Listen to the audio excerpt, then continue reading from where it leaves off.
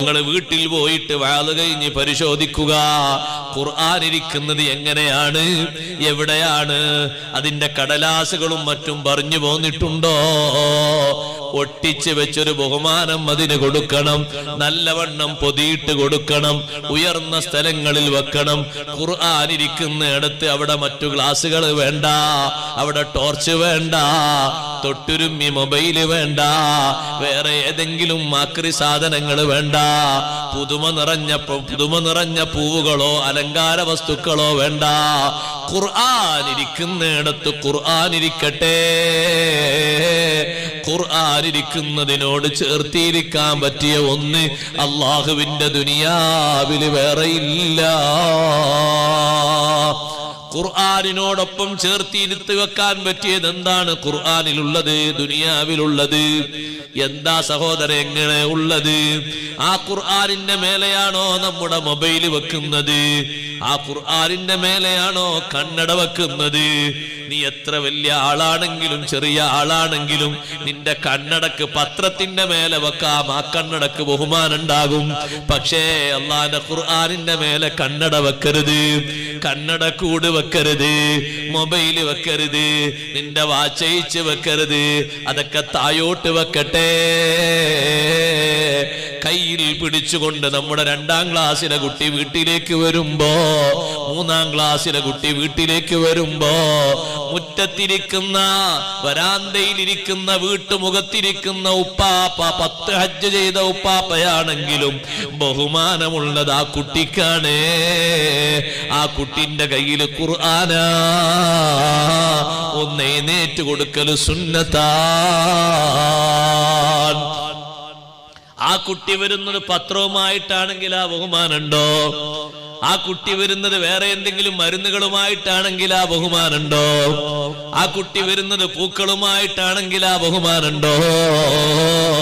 ഖുർആന് പിടിച്ചുകൊണ്ട് വീട്ടിലേക്ക് വരുന്ന ആള് എത്ര ഇൽമു കുറഞ്ഞ ആളാണെങ്കിലും ഖുർആന് കയ്യിലുണ്ടാകുമ്പോ നമ്മളൊന്ന് എഴുന്നേറ്റ് കൊടുക്കല് സുന്നത്തായി വന്നില്ലേ? എന്തൊരു ബഹുമാനമാണ്! ഒന്നുകൂടി പറയട്ടെ, ആ ഖുർആൻ ഇരിക്കുന്ന വീട്ടിലാണോ അപശബ്ദങ്ങൾ മുഴങ്ങുന്നത്? നഊദു ബില്ലാഹ്. ആ ഖുർആൻ ഇരിക്കുന്ന വീട്ടിലാണോ മ്യൂസിക്കുകൾ മുഴങ്ങുന്നത്? നഊദു ബില്ലാഹ്. വമിനൻ നാസി മൻ യശ്തരി ലഹ്വൽ ഹദീസ് ലിയുദില്ല അൻ സബീലില്ലാഹി ബിഗൈരി ഇൽമിൻ വയത്തഖിദഹാ ഹുസുവാ. ഇബ്നു അബ്ബാസ് റളിയല്ലാഹു അൻഹുമയോട് ശിഷ്യന്മാര് ചോദിച്ചില്ലേ, മനുഷ്യന്മാരെ കൂട്ടത്തിൽ ചിലരുണ്ട് യശ്തരി ലഹ്വൽ ഹദീസ്, വിനോദ വർത്തമാന ഉപകരണങ്ങൾ അവർ കാശ് കൊടുത്ത് വാങ്ങും. യശ്തരി ലഹ്വൽ ഹദീസ്, വാർത്താ മീഡിയകൾ കാണുന്നതിനും കേൾക്കുന്നതിനുമുള്ള ഉപകരണങ്ങൾ അവർ വാങ്ങും. ലിയുദില്ല അൻ സബീലില്ലാഹ്, അല്ലാഹുവിന്റെ മാർഗത്തിൽ നിന്ന് തെറ്റിക്കാൻ വേണ്ടി.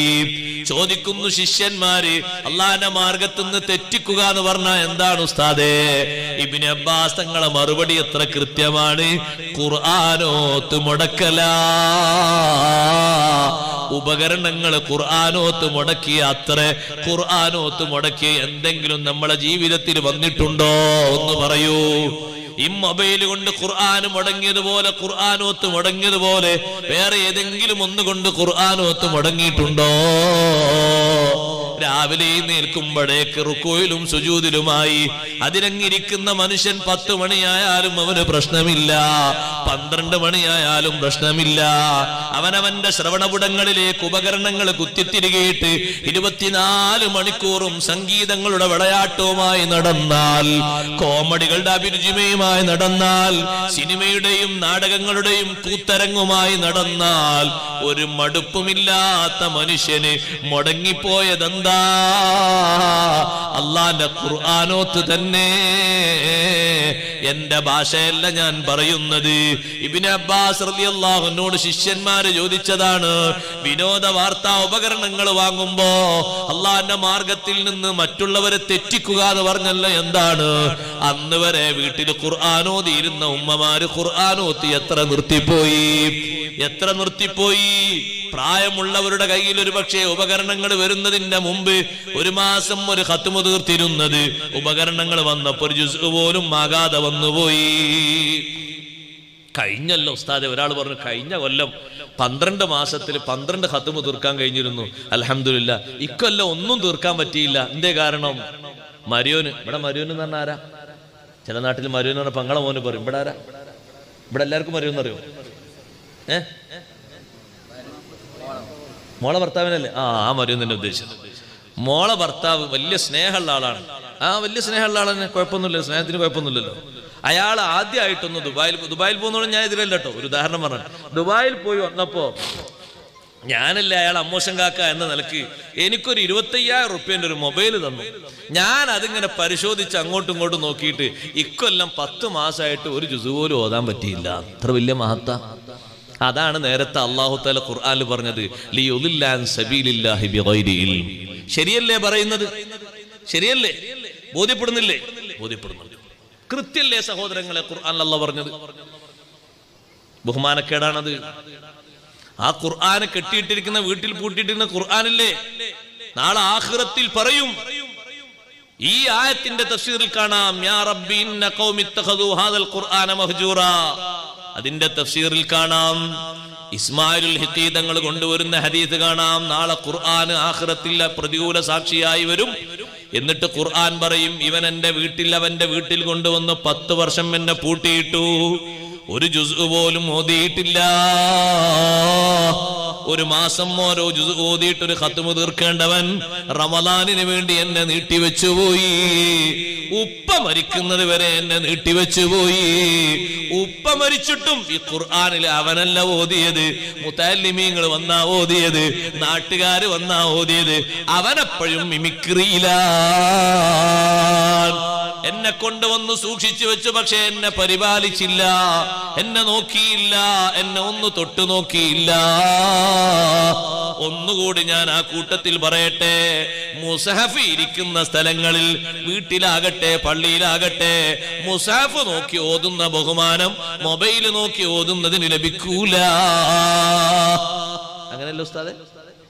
മുസഹഫുള്ളടുത്ത് മുസഹഫല്ലേ നോക്കണ്ടേ? അല്ലേ? നമ്മളെ മടിയാണത്.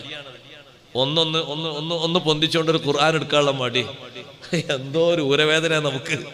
അല്ല, തൊട്ടടുത്ത് തന്നെ ഉണ്ട്. പാപ്പാര് പിന്നെ വഖഫാക്കി മുസാഫ് എത്ര ഉണ്ട് ഇവിടെ അല്ലേ? ആയിരക്കണക്കിന് മുസാഫില്ലേ? എന്നാണ് ഓതാ? എല്ലാരും കൂടി മരിച്ചിട്ട് അന്ന് ഖത്ത് ഓതാനോ? മൊബൈലിൽ നോക്കിയിട്ടല്ല മുസാഫ് ഇരിക്കുന്നിടത്ത് ഓതർ. യാത്രയിലൊക്കെ ആണെങ്കിൽ ഒരു പക്ഷെ കൂടെ കൊണ്ടു നടക്കാൻ സൗകര്യപ്പെട്ടില്ലെന്ന് വരും. അപ്പൊ നമുക്കൊന്ന് ഓതാനൊക്കെ സുഖാണ്.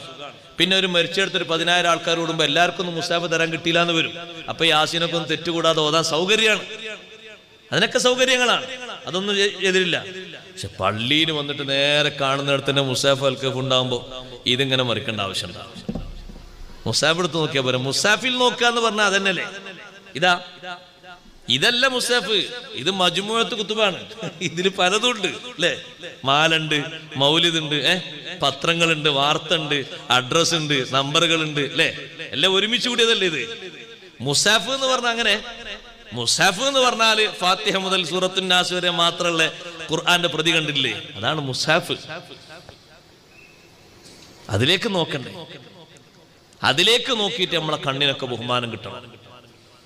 ഖുർആനിലേക്കൊക്കെ നോക്കിയിട്ട് ഖുർആനൊക്കെ എഴുതി വെച്ച്, അന്നൊന്നും ഓല കാലത്ത് ഖുർആനില്ല, എഴുതി വെച്ച എല്ലിലും തോലിലും ഖുർആൻ നോക്കിയിട്ട് ഓതിയ മഹാനല്ലേ ബഹുമാനപ്പെട്ട ഹുബൈബ് ബിൻ അദിയ് റളിയല്ലാഹു അൻഹു. തടവിലായ സമയത്ത് മക്കയിൽ എന്താണ് ഹുബൈബ് ബിൻ അദിയ് തങ്ങളെ പണി? ഹാരിത്തിന്റെ മകൾ സൈനബ് പറഞ്ഞു, എന്താ പണി? ആ പെണ്ണ് പറഞ്ഞു, മാ റഅയ്തു അസീറൻ ഖത്തു ഖൈറൻ മിൻ ഹുബൈബ്. ഹുബൈബ് റളിയല്ലാഹു അൻഹു പോലെ നല്ലൊരു തടവുകാരനെ എന്റെ ജീവിതത്തിൽ ഞാൻ കണ്ടിട്ടില്ല. ഒഴിഞ്ഞിരിക്കുമ്പോ ആ വീട്ടില് എന്നെ അറസ്റ്റ് ചെയ്തല്ലോ എന്നുള്ള വ്യഥയല്ല, ഖുർആനോദയാണ്. എന്നിട്ട് ആ പെൺകുട്ടി പറഞ്ഞു, മക്കയിൽ എവിടെയും മുന്തിരി ഇല്ലാത്ത കാലം, മുന്തിരിക്കുല കയ്യിൽ പിടിച്ചുകൊണ്ട് ഭക്ഷിക്കുന്നത് കണ്ടു. മക്കയിൽ എന്നൊരു തോട്ടത്തിലും മുന്തിരിയില്ല.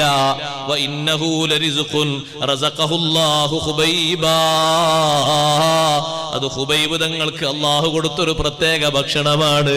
കനിയില്ല കാലം കനിയെ കൊടുത്തോവർ, കരിഞ്ഞാമരത്തിന്മേൽ കായാ നിറച്ചോവർ. മുന്തിരിയില്ലാത്ത കാലത്താണ് മുന്തിരിയും പിടിച്ച് ഭക്ഷിക്കുന്നത്. എന്റെ ബഹുമാനം ഒഴിവുള്ള സമയമൊക്കെ ഖുർആനോത്തിലാണ്. എന്നെ തടയപ്പെട്ടു പോയി എന്ന വിഷമമില്ല, ഞാനിവിടെ വീട്ടു തടങ്കലിലായി എന്ന ബുദ്ധിമുട്ടില്ല. ഭക്ഷണം അല്ല സെപ്പറേറ്റ് കൊടുക്കുന്നു, ഖുർആൻ ഓതുന്നു. കടുമരത്തിലേറ്റിയ ആ ശരീരം 40 ദിവസം കഴിഞ്ഞിട്ടല്ലേ മദീനത്തുനിന്ന് പോയി സ്വഹാബിമാർ ഇറക്കി വെക്കുന്നത്. കണ്ണു പോയിട്ടുണ്ടോ? ഇല്ല. രോമം പോയിട്ടുണ്ടോ? ഇല്ല. നഖം പറഞ്ഞിട്ടുണ്ടോ? ഇല്ല. യാതൊരു ഭേദഗതിയും വന്നിട്ടില്ല. എന്തേ ആ ബഹുമാനം? അവരേറ്റവും ബഹുമാനം കൊണ്ടത് ഖുർആൻ കൊണ്ട് തന്നെ. അഹ്ലുൽ ഖുർആനി അഹ്ലുല്ലാഹി വഖാസ്സതുഹു. ഖുർആനിന്റെ ആളുകൾ അല്ലാഹുവിന്റെ ആളുകളാണ്. വഖാസ്സതുഹു അല്ലാഹുവിന്റെ സ്പെഷ്യൽ ആളുകളാണ്, അല്ലാഹുവിന്റെ പ്രത്യേകക്കാരാണ്. അവർക്ക് ബഹുമാനം കൊടുക്കുന്നത് അല്ലാഹുവാണ്. അതുകൊണ്ട് സഹോദരങ്ങളെ, സഹോദരിമാരെ, ഖുർആൻ കൊണ്ട് ഇവിടെയും ബഹുമാനം കിട്ടണം, പരലോകത്തും ബഹുമാനം കിട്ടണം. 2 ലോകത്തും ബഹുമാനത്തിന് അല്ലാഹു തന്ന ഖുർആന് നമ്മളല്ലേ ഖുർആൻ കൊണ്ട് ബഹുമാനം സ്വീകരിക്കേണ്ടത്. അതിനാദ്യത്തെ വിഷയമാണ് ഞാൻ പറഞ്ഞത്. ഖുർആൻ നല്ല ഭദ്രമായി സൂക്ഷിക്കണം. രണ്ടാമത്തെ ഒന്ന്, ഖുർആനിരിക്കുന്ന വീട്ടിലെ അപശബ്ദങ്ങൾ മുഴങ്ങരുത്. ഖുർആൻ നാളെ ആഖിറത്തിൽ എതിരായി സാക്ഷി നിൽക്കും. അപശബ്ദങ്ങൾ മുഴങ്ങരുത്. ഖുർആനുള്ള വീട്ടിൽ തെറിപ്പൂരങ്ങൾ ഉയരരുത്. ഖുർആനിരിക്കുന്ന വീട്ടിൽ നല്ല അച്ചടക്കം വേണം, നല്ല ബഹുമാനം വേണം. കാരണം അവിടെ ഖുർആനുണ്ടേ. ഖുർആനുള്ളത് കൊണ്ട് ബഹുമാനമാണ്. ഖുർആനുള്ളത് കൊണ്ട് വലിയ ബഹുമാനം സ്വീകരിക്കണം. അഷ്റഫുൽ ഖൽഖ് മുഹമ്മദുർ റസൂലുള്ളാഹി സ്വല്ലല്ലാഹു അലൈഹി വസല്ലം തങ്ങൾ അന്തിയുറങ്ങുന്ന വിശുദ്ധമായ മദീന, ആ മദീനയുടെ മദീന പള്ളിയിൽ ദർസ് നടത്തുന്ന ഇമാം മാലിക് റളിയല്ലാഹുവിന്റെ അടുക്കൽ വന്ന് ഭരണാധികാരിയായ അബൂ ജാഫർ ഉറക്കെ ശബ്ദിച്ചപ്പോ മാലിക് ഇമാം തങ്ങൾ പറഞ്ഞു, നിങ്ങൾക്കറിയുമോ ഇവിടെ അന്തിയുറങ്ങുന്നത് ആരാണെന്ന്? ശബ്ദം പതുക്കെയാക്കി സംസാരിക്കൂ. നിങ്ങൾ രാജാവാണെങ്കിലും അല്ലെങ്കിലും എനിക്കെന്താണ്? നിയമമല്ലേ ഞാൻ പറഞ്ഞു തരേണ്ടത്? ശബ്ദം പതുക്കെയാക്കി സംസാരിക്കൂ. ബഹുമാനത്തിനൊരു കുറവുണ്ടാകരുത്. ആർക്കുള്ള ബഹുമാനം? അഷ്റഫുൽ ഖൽഖ് റസൂലുള്ളാഹി സ്വല്ലല്ലാഹു അലൈഹി വസല്ലം. അത് സൃഷ്ടികളിൽ അല്ലാഹു ഏറ്റവും ബഹുമാനം നൽകിയതാണ്. ഖുർആൻ സൃഷ്ടിയല്ലല്ലോ, അല്ലാഹുവിന്റെ ഖദീമായ കലാമല്ലേ. ആ കലാം ഇരിക്കുന്നിടത്ത് എങ്ങനെ സഹോദരങ്ങളെ ശബ്ദതരംഗങ്ങൾ മുഴങ്ങുന്നത്, മ്യൂസിക്കുകൾ മുഴങ്ങുന്നത് എങ്ങനെയാണ്? കുടുംബക്കാര് മൊത്തം കൂടിയിട്ട് ബഹളം വെക്കുന്നത് എങ്ങനെയാണ്? അവിടെ ഖുർആനില്ലേ? ഖുർആനുള്ള വീട്ടിന് ബഹുമാനമില്ലേ?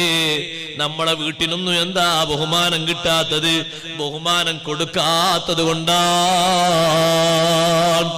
ഖുർആനുള്ള വീട്ടിന് നല്ല ബഹുമാനമുണ്ട്. അതുകൊണ്ട് അച്ചടക്കത്തോടെയാണ് ആ വീട്ടുകാര് താമസിക്കേണ്ടത്. മ്യൂസിക്കിന്റെ ശബ്ദതരംഗങ്ങൾ അവിടെ മുഴങ്ങരുത്. നിങ്ങൾ അഥവാ ട്യൂൺ വെക്കുകയാണെങ്കിൽ ഏതെങ്കിലും മദ്ഹോ സ്വലാത്തോ അല്ലെങ്കിൽ ആ രൂപത്തിലുള്ള ട്യൂണുകളോ വെച്ചോളൂ.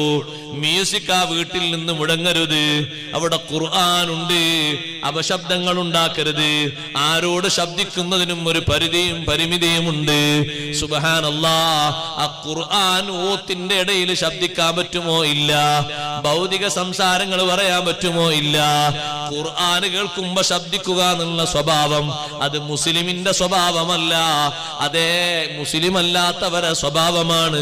വഖാലല്ലദീന കഫറൂ ലാ തസ്മഊ ലിഹാദൽ ഖുർആനി വൽഗൗ ഫീഹി ലഅല്ലകും തഗ്ലിബൂൻ.